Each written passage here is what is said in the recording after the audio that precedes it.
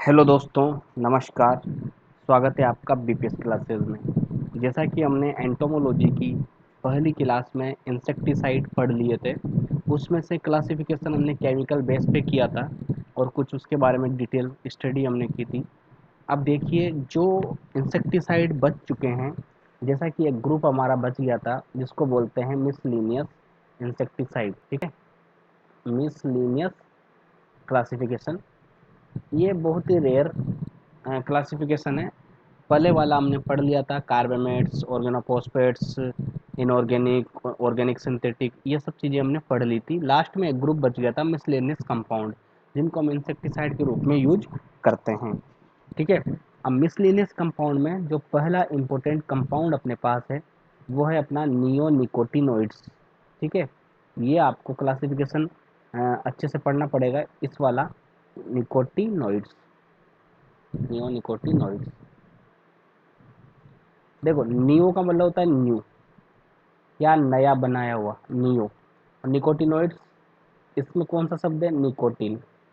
तो निकोटीन तो हमने पढ़ ही लिया था, जो कि बॉटनिकल्स में आया था, जो कि टोबैको की लीफ से हमें मिलता है। ठीक है, निकोटीन। लेकिन निकोटीन को क्या किया हमने, निकोटीन जैसे, निकोटीन लाइक स्ट्रक्चर वाले chemical compound, nicotine like structure वाले केमिकल कंपाउंड, यानी केमिकल कंपाउंड एक जैसे होते हैं, लगभग सेम होते हैं, उनको हम बोलते हैं एनालॉगस। क्या बोलते हैं? एनालॉगस। जिनका केमिकल फॉर्मूला सेम होता है, कुछ प्रॉपर्टीज अलग होती है, उनको बोलते हैं एनालॉगस। तो निकोटीन लाइक कंपाउंड यानी केमिकल्स जो कि निकोटीन जैसे ही यूज होते हैं, लेकिन वो उनसे ज़्यादा असरकारक या फिर सिंथेटिक होते हैं, बना देते हैं, केमिकल से निकोटीन बना देते हैं। क्योंकि निकोटीन तो कैसा है, निकोटीन नेचुरली टोबैको की लीफ से प्राप्त होता है, लेकिन इतनी सारी लीफ में एक्सट्रैक्ट करना नेचुरली वो थोड़ा मुश्किल है। इसलिए हमने केमिस्ट्री लैब के अंदर कुछ निकोटीन जैसे ही कंपाउंड तैयार किए हैं, केमिकली सिंथेटिक, जो की हैं बायर कंपनी ने। बायर एक बहुत बड़ी इंटरनेशनल कंपनी, बायर कंपनी। उन्होंने क्या किया, निकोटीन जैसे एनालॉग यानी केमिकल स्ट्रक्चर वाले कुछ निकोटिनोइड्स बनाए हैं, जिनको बोलते हैं नियोनिकोटिनोइड्स। ठीक है, अब इसमें कुछ एग्जाम्पल है, इसका कुछ क्लासिफिकेशन मैं आपको बताऊं।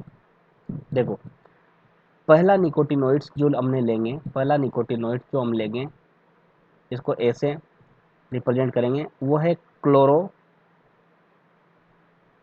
निकोटाइल, क्लोरोनिकोटाइल कंपाउंड्स। ठीक है, अब इसमें देखिए, इसमें पहला एग्जाम्पल, ये है पहला ग्रुप निकोटिनोइड्स का, पहला ग्रुप क्लोरोनिकोटिनोइल। अब आपको समझ में आ गया होगा, इसमें क्लोरीन जैसा कुछ आएगा। ठीक है, तो इसका पहला एग्जाम्पल, इसमें दो एग्जाम्पल महत्वपूर्ण हैं, दोनों एग्जाम्पल आपको बता देता हूँ। एग्जाम्पल निकोटिनोइड्स का ही है, लेकिन उसका ग्रुप है क्लोरोनिकोटिनाइल, जिसमें क्लोरीन का कंपाउंड रहेगा। उसमें दो एग्जाम्पल महत्वपूर्ण है, जो आपने एग्रीकल्चर में पढ़ा होगा। इमेडो, जिसका नाम ही इमिडा है, इमिडा के नाम से ही, शॉर्ट नाम से फेमस है, इमिडा क्लोरोप्रिड, इमिडा क्लोरप्रिड, क्लोरप्रिड। और दूसरा एक और कंपाउंड है, यानी एक और इंसेक्टिसाइड है, एसिटामिप्रिड, एसिटामिप्रिड। ये दो ही कंपाउंड है ज़्यादातर यूज होने वाले, इमिडा और एसिटामिप्रिड, इमिडा क्लोरप्रिड और एसिटामिप्रिड। याद है? तो इन दोनों के कुछ विशेषताएं जान लेते हैं, इमिडा और एसिटा की। ठीक है, इमिडा में क्या होता है, ये यूज होता है, किसके लिए यूज होता है? सकिंग पेस्ट के लिए। किसके लिए? सकिंग पेस्ट के लिए। सकिंग पेस्ट मतलब लाइक एफिड, एफिड के लिए यूज कर सकते हो, एफिड के लिए यूज कर सकते हो। इसके अलावा कुछ ऐसे प्लांट होपर है जो रस चूसक कीटों में आते हैं, प्लांट होपर्स के रूप में, थ्रिप्स के रूप में, बहुत सारे ऐसे रस चूसक कीट एंड सकिंग पेस्ट, उनके लिए तुम इमिडा यूज कर सकते हो। इमिडा का फॉर्मुलेशन क्या होता है? 17.8% SL। ठीक है, इमिडा फॉर्मुलेशन किस रूप में? 17.8 SL। SL का मतलब यहाँ पर होता है सोल्यूबल इमल्स, जो सोल्यूबल कंसंट्रेशन होती है, सोल्यूबल लिक्विड बोल सकते हैं इसको, सोल्यूबल लिक्विड बोल सकते हैं। तो ये एक लिक्विड फॉर्म में आता है, सोल्यूबल लिक्विड के फॉर्म में, लेकिन इसका फॉर्मूलेशन है 17.8%। ठीक है, इसको हम ट्रेड नेम कॉन्फिडोर के नाम से जानते हैं, याद रखना, कॉन्फिडोर के नाम से जानते हैं। ट्रेड नेम इसका क्या है, बाजार में किस नाम से मिलेगा, कॉन्फिडोर के नाम से इसको मिलेगा। तो एक तो ये सोल्यूबल लिक्विड के रूप में होता है, एक होता है अपने पास इमिडाई होता है, उसका नाम भी इमिडाई है, इमिडा क्लोरप्रिड, लेकिन वो उसका फॉर्मूलेशन 70% होता है, 70% होता है। WG का मतलब होता है वाटर डिस्पर्सिबल ग्रेन्यूल, तो यहाँ वेटेबल ग्रेन्यूल नहीं है, वाटर डिस्पर्सिबल ग्रेन्यूल है। ठीक है, याद रखना, वाटर डिस्पर्सिबल ग्रेन्यूल इसकी फुल फॉर्म है। ये इस रूप में मिलता है 70%, और इसका ट्रेड नेम अब बताएं आपको, एडमायर। इसलिए ट्रेड नेम बताया क्योंकि कुछ फेमस है, एडमायर के नाम से इसको जाना जाता है। इमिडा 70% को एडमायर के नाम से जाना जाता है। एक और होता है इसका ही, जिसको इमिडा ही नाम है, लेकिन उसका ट्रेड नेम है गाउचो। ठीक है, गाउचो, गाउचो इसका ट्रेड नेम है, और इसको 70% ठीक है, 70% वाटर सोल्यूबल गाउचो के नाम से आता है ये। इमिडा 70% को किस नाम से जाना जाता है, इमिडा को गाउचो के नाम से, और 70% को एडमायर के नाम से, और इमिडा 70.8% को कॉन्फिडोर के नाम से। तो ये याद रखना इमिडा क्लोरप्रिड के बारे में। ये एक और एसिटामाप्रिड, इसके बारे में देखो, ये आता है फॉर्मूलेशन इसका क्या है, इसका फॉर्मूलेशन है, इसका फॉर्मूलेशन हम बताएं 20 SP। ये बहुत इंपॉर्टेंट है 20 SP, और ये जो मैं पढ़ा रहा हूँ ये केवल सिलेक्टेड पढ़ा रहा हूँ ताकि आपको याद रहे, कुछ ही याद करने पड़े। और इसको हम जानते हैं प्राइड के नाम से। प्राइड क्या है इसका, ट्रेड नेम क्या है इसका, प्राइड, प्राइड के नाम से इसको जानते हैं। और SP का मतलब यहाँ होता है सोल्यूबल पाउडर, सोल्यूएबल पाउडर, इसको सोलेबल पाउडर के रूप में जाना जाता है। SP, इसकी फॉर्मूलेशन ये वाली है, और इसको प्राइड के नाम से। तो डायरेक्ट पूछ सकते हैं कि प्राइड के नाम से क्या आता है, तो एसिटामाप्रिड 20 SP।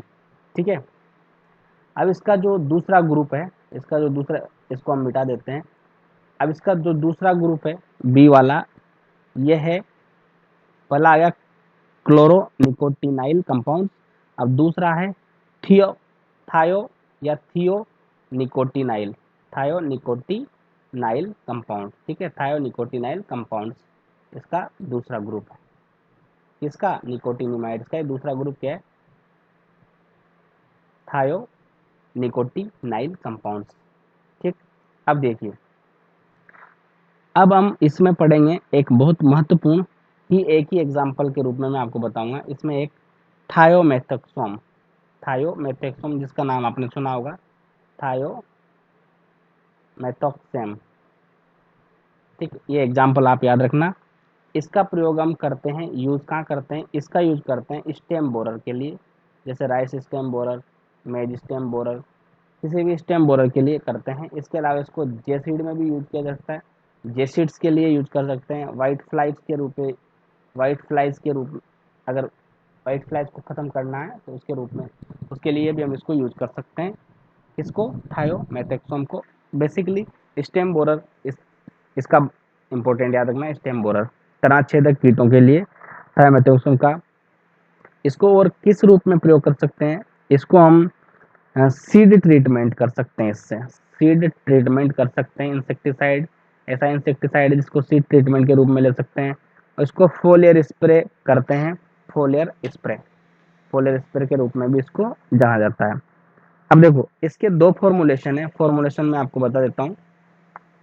दो फॉर्मूलेशन है बेसिकली, एक है 25% WG का मैंने आपको बता दिया, वाटर डिस्पर्सिबल ग्रेन्यूल। दूसरा है 70% WG का यहाँ पे वाटर डिस्पर्सिबल ग्रेन्यूल, और वाटर सोल्यूबल जिसको बोलते हैं 70S, इसको एक्टारा के नाम से जानते हैं, एक्टारा, ये इसका ट्रेड नेम है। यहाँ पे मैं ट्रेड नेम लिख देता हूँ, एक्टारा। और दूसरा है, इसको जानते हैं एमिसर के रूप में,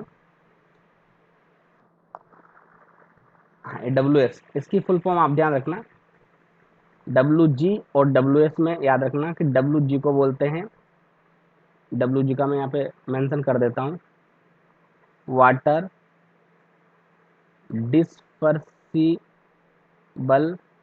ग्रेन्यूल्स, वाटर डिस्पर्सिबल ग्रेन्यूल्स। और WS का यहाँ पे क्या है, वाटर सोल्यूबल, पाउडर भी हो सकता है, लिक्विड में भी हो सकता है, किसी भी फिजिकल फॉर्म में हो सकता है। तो 70% WS, इसको आपने नाम सुना होगा एक क्रूजर, क्रूजर के नाम से इसको जानते हैं। किसका फॉर्मुलेशन है क्रूजर, थायोमेथेक्सोम का, ठीक है, थायोमेथेक्सोम का फॉर्मुलेशन है एक। 70% WS को बोलते हैं क्रूजर और 25% WG को बोलते हैं एक्टारा, ठीक है। तो ये दोनों कंपाउंड यहाँ पे ये सब नियोनिकोटिनाइड्स ही होते हैं। दोनों कंपाउंड क्या होते हैं, नियोनिकोटिनॉइड्स। अब देखिए आगे, नियोनिकोटिनॉइड्स जो कंपाउंड हैं दो प्रकार के होते हैं, याद रखना। पहला जो प्रकार है इसका वो है अपना क्लोरोनिकोटिनाइल, जिसमें दो आएंगे, एमिडाक्लोरोप्रिड और एसिटामाप्रिड। इसके अलावा दूसरा है थायोनिकोटिनाइल, उसमें एक कंपाउंड मैंने पढ़ा है आपको थायोमेथेक्सोम, इसके दो रूप हैं। अब देखिए नियोनिकोटिनाइड्स के बाद दूसरा जो अपने पास है ग्रुप, किसमें, मिसलिनियस में दूसरा ग्रुप है, वो है अपने पास फिनाइल पायरेजोल्स, फिनाइल पायरेजोल्स, ठीक है, ये दूसरा ग्रुप है फिनाइल पायरेजोल्स। इसमें हम एग्जाम्पल की बात करें तो पहला और सबसे महत्वपूर्ण जो बहुत सारे एग्जाम में आपको देखने को मिलेगा, फिप्रोनिल, इसको हर बार पूछा जाता है, फिप्रोनिल, ठीक है। फिप्रोनिल ये होता है, सोहिल में भी यूज कर सकते हैं इसको, और इसको फोलियर स्प्रे के रूप में भी यूज कर सकते हैं, फोलियर स्प्रे के रूप में यूज कर सकते हैं फिप्रोनिल। बेसिकली इसको सोइल में यूज किया जाता है, ठीक है, बेसिकली इसको किस में यूज किया जाता है, सोइल में यूज किया जाता है। और ये एक इंसेक्टिसाइड है, कभी कभी डायरेक्ट पूछ लिया जाता है फिप्रोनिल क्या है, तो ये क्या है, इंसेक्टिसाइड। और किस प्रकार का है इंसेक्टिसाइड है, ये इंसेक्टिसाइड है फिनाइल पायरेजोल्स का। ये भी एक नर्व एक्शन, यानी नर्व एक्शन शो करता है, नर्व एक्शन यानी ये न्यूरोट्रांसमीटर को डिस्टर्ब करता है, ठीक है। रिसेप्टर जो होते हैं नर्व के, न्यूरॉन को डिस्टर्ब करता है और ये नर्व एंड नर्वस सिस्टम पर इफेक्ट डालता है। तो दूसरा अपने पास ग्रुप हो गया कौन सा, फिनाइल पायरेजोल, जिसमें एक एग्जाम्पल है कौन सा, फिप्रोनिल। ये याद ही रखना है, ये बहुत इंपॉर्टेंट है, ठीक है। चलो अब अपने पास तीसरा जो ग्रुप है, तीसरा ग्रुप है वो है स्पाइनोसिंस, ठीक है। तीसरा ग्रुप है स्पाइनो सिंस, स्पाइनोसिंस। इसमें स्पाइनो को आपने देखा होगा स्पाइनोसेड के नाम से, इसको जाना जाता है स्पाइनोसेड, स्पाइनोसेड के नाम से जाना जाता है। ये स्पाइनोसेड पूछा गया है कई बार एग्जाम में, याद रखना स्पाइनोसेड। ये एक नियोनिकोटिनाइल, नियोनिकोटिनाइड के अलावा जो दूसरा तीसरा ग्रुप है स्पाइनोसिंस, ये भी एक प्रकार से क्या है, ये भी नर्व एक्शन ही दिखाता है। तो पहला वाला नियोनिकोटिनाइड्स हो गया, दूसरा वाला अपने पास हो गया है, दूसरा वाला फिनाइल पायरोजोल, और तीसरा जो ग्रुप हो गया वह स्पाइनोसिंस है, ठीक है, स्पाइनोसिंस। अब देखो स्पाइनोसेड इसका एक एग्जाम्पल है, स्पाइनोसेड इसका एक एग्जाम्पल हुआ। स्पाइनोसेड को हमने प्राप्त किया है एक बैक्टीरिया से। स्पाइनोसेड कहाँ से प्राप्त होता है, एक बैक्टीरिया से, जिसका नाम है एक्टिनोमाइसिटीज, एक बैक्टीरिया है उसका नाम है सेकेरो पोलिस्पोरा स्पाइनोसा, सेकेरो पोलिस्पोरा स्पाइनोसा, स्पाइनोसा, इसलिए इसका नाम स्पाइनोसेड रखा गया है, सेकेरो पोलिस्पोरा स्पाइनोसा। और एक क्या है, एक्टिनोमाइसिटीज बैक्टीरिया है, एक्टिनोमाइसिटीज बैक्टीरिया। एक्टिनोमाइसिटीज क्या होती है, फंगस लाइक बैक्टीरिया होते हैं, थ्रेड लाइक बैक्टीरिया, उनको बोलते हैं एक्टिनोमाइसिटीज। तो इसका याद रखना, ये बैक्टीरिया से प्राप्त करते हैं इसको, बैक्टीरिया का डेरिवेटिव से। इसको हम फ्यूमिगेंट के रूप में यूज कर सकते हैं, फ्यूमिगेंट के रूप में यूज किया जा सकता है। और ये एक प्रकार का स्टोमक पॉइजन भी है, स्टोमक पॉइजन।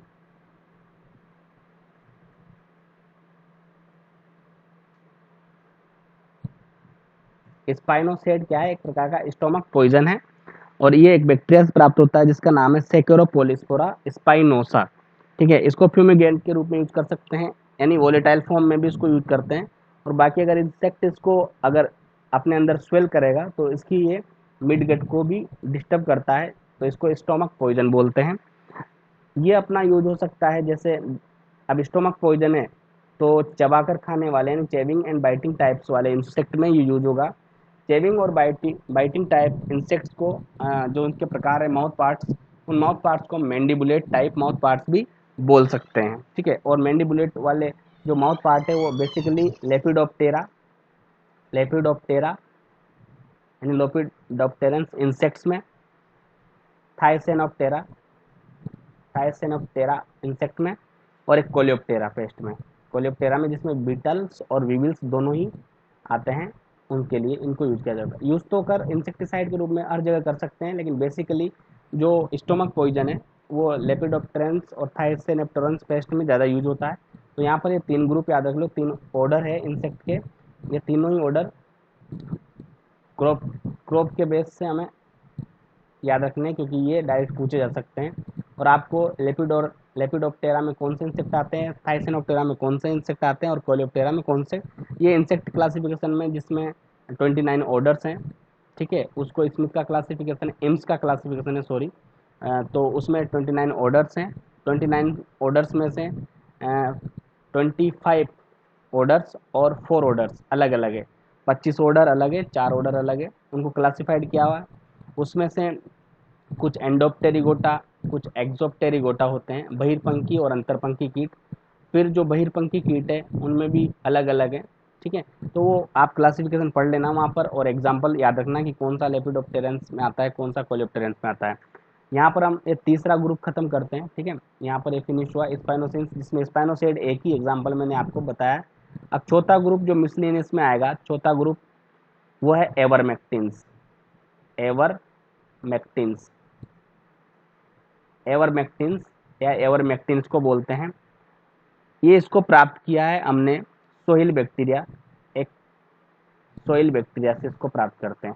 एवरमेक्टिन को किससे प्राप्त करते हैं, सोइल बैक्टीरिया से, जिसका नाम है स्ट्रेप्टोमाइसिस एवरमिटीज, ठीक है।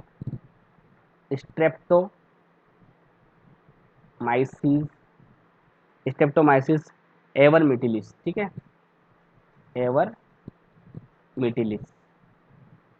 ये एक बैक्टीरिया है, सोइल बैक्टीरिया है। स्ट्रेप्टोमाइसिस ज़्यादातर सोइल में पाए जाते हैं, और ये एक थ्रेड लाइक बैक्टीरिया है। इससे हमने क्या प्राप्त किया, एवरमेक्टिन्स एक बैक्टीरिया से प्राप्त होती है, ठीक है। इसका एग्जाम्पल हम देखें, तो इसके एग्जाम्पल में आपको 2 एग्जाम्पल आपको बेसिकली मिलेंगे। 2 एग्जाम्पल आपको बहुत बार बार एग्जाम में देखने को मिलेंगे। 2 एग्जाम्पल है इसके, ठीक है।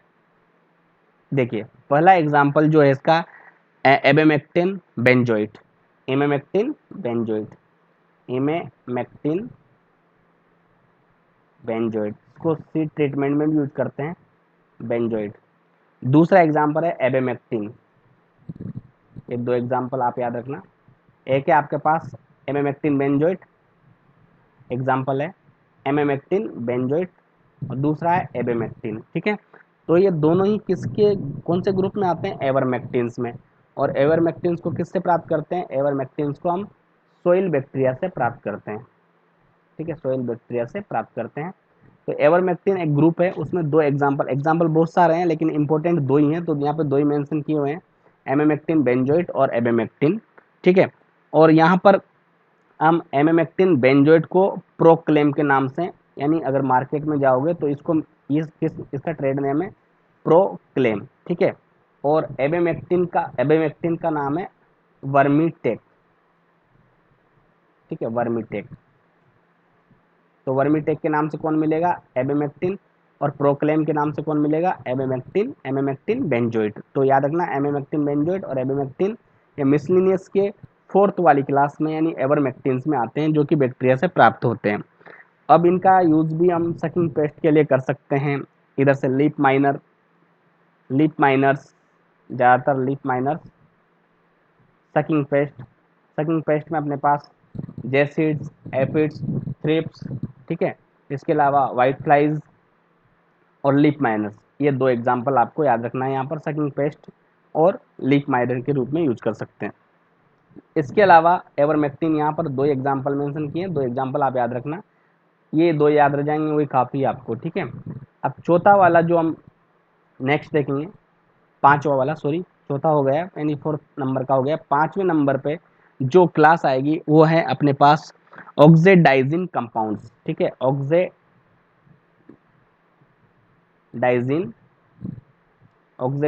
कंपाउंड। ऑक्सीडाइजिल कंपाउंड्स यहाँ पे आएंगे। देखिए इसमें एग्जाम्पल, एक बहुत फेमस एग्जाम्पल है, वो आपको पता होगा पहले से,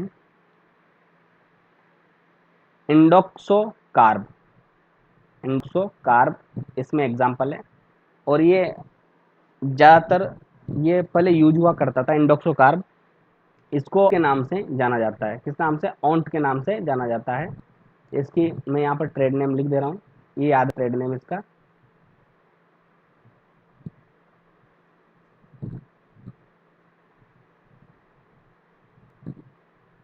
AUNT, ठीक है, AUNT, सॉरी,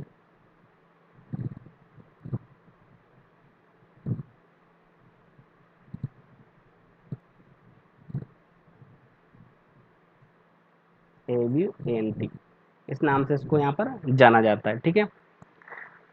ये इंडोक्सोकार्ब बेसिकली जो बॉडी वाल होती है इंसेक्ट की, बॉडी वाल, वहाँ से ये एंट्री करता है, ठीक है। और ये टच में, अगर कोई इंसेक्ट फिजिकल टच में आ जाएगा तो ये इंडोक्सोकार्ब उसको, क्यूटिकल को बनने से रोकेगा और ये उसको डिजोल्व कर देगा। तो यहाँ बेसिकली बॉडी वाल का, हमें किसका ध्यान रखना, बॉडी वाल का, ठीक है। अब देखो यहाँ पर ये चार पांच ही जो है, पांच ही कंपाउंड हमने पढ़े हैं। ये इंडोक्सोकार्ब जो आउंट के नाम से जाना जाता है, वो सोडियम जो आयन होते हैं नर्वस सिस्टम में, उसको इनिबिट कर देता है। तो इंसेक्ट में पैरालिसिस अटैक आता है, इंसेक्ट की डेथ हो जाती है। बॉडी वाल से एंटर करता है, क्यूटिकल से एंटर करता है, क्यूटिकल फॉर्मेशन को भी डिस्टर्ब करता है। इसका ही प्रयोग हम लेपिडोप्टेरिन पेस्ट के, या फिर डायमंड बेक मोथ, आपको पता होगा डायमंड बेक मोथ किसका फेमस इंसेक्ट है, ये क्रूसीपर्स का है डायमंड बेक मोथ, ठीक है, प्लूटोला जास्टोला इसका नाम है। ये यहाँ पर अपने पास मिसलेनियस कंपाउंड यहाँ पर हम समाप्त करते हैं, बस इतने ही आपको मिसलेनियस कंपाउंड याद करने हैं, ठीक है। ये इतना याद कर लोगे, काम चल जाएगा हाल फिलहाल एग्जाम में, तो अच्छे से कर लेना आप कि 5 मिसलेनियस। और ये अपने पास केमिकल जो बेस, ये केमिकल बेस जो कंपाउंड पढ़ रहे थे, क्लासिफिकेशन केमिकल, केमिकल बेस पर इंसेक्टिसाइड क्लासिफिकेशन, वो यहाँ पर समाप्त हो जाता है। लेकिन मैं इंसेक्टिसाइड की जनरेशन यहाँ पर मेंशन कर रहा हूँ, वो याद रखना, इंसेक्टिसाइड, जनरेशन ऑफ इंसेक्टिसाइड, ये याद रखना, ठीक है। कुछ अलग अलग जनरेशन, जनरेशन किसको बोलेंगे, जब इंसेक्टिसाइड किस किस टाइम पर किस किस प्रकार के, किस किस ग्रुप के इंसेक्टिसाइड यहाँ पर थे, उसी आधार पर जनरेशन बनाइए। जनरेशन किसकी, इंसेक्टिसाइड की जनरेशन। तो जो फर्स्ट जनरेशन के इंसेक्टिसाइड है, उसमें अपने पास इनऑर्गेनिक कंपाउंड जो हमने पढ़े हैं, इनऑर्गेनिक कंपाउंड आएंगे जो प्लांट से प्राप्त होने वाले हैं। प्लांट से प्राप्त होने वाले को क्या बोलते हैं, बोटेनिकल्स, बोटेनिकल्स बोलते हैं। तो इनऑर्गेनिक कंपाउंड और बोटेनिकल्स कंपाउंड यानी पादपों से प्राप्त होने वाले जितने भी केमिकल हैं, जैसे निकोटीन्स है, इसके अलावा रोटेनॉन है, पायरेथ्रम है, ये सब। और इनऑर्गेनिक कंपाउंड जैसे कि आर्सेनल्स हैं, और जो फॉर्मिक एसिड वाले मैंने बताए थे आपको, फ्लोरीन वाले, सॉरी फ्लोरीन वाले, इसके अलावा आर्सेनिक वाले, जिंक फोस्फोइड, ये सब इनऑर्गेनिक में आएंगे। और बॉटनिकल्स में पायरेथ्रम्स जो हमने शुरुआत में पढ़े थे, वो सब किस में आएंगे, फर्स्ट जनरेशन में। सेकंड जनरेशन जो है, सेकंड जनरेशन, उसमें कौन से कंपाउंड आएंगे, सिंथेटिक ऑर्गेनिक्स, सिंथेटिक ऑर्गेनिक्स। तो ये इसके हमने क्लासिफिकेशन पढ़ लिए सिंथेटिक ऑर्गेनिक्स के भी। तो जो सेकंड जनरेशन है, जनरेशन, उसमें आएंगे सिंथेटिक ऑर्गेनिक, सिंथेटिक ऑर्गेनिक्स। अब देखना हमने क्या पढ़ा था सिंथेटिक ऑर्गेनिक। और थर्ड जनरेशन जो है, थर्ड जनरेशन, उसमें केमिकल, ऐसे केमिकल आएंगे जो रिप्रोडक्टिव ग्रोथ को डिस्टर्ब करेंगे, रिप्रोडक्टिव ग्रोथ को डिस्टर्ब करेंगे। वो वाले केमिकल किस में आएंगे, रिप्रोडक्टिव केमिकल्स किस में आएंगे, वो आएंगे अपने पास जनरेशन में।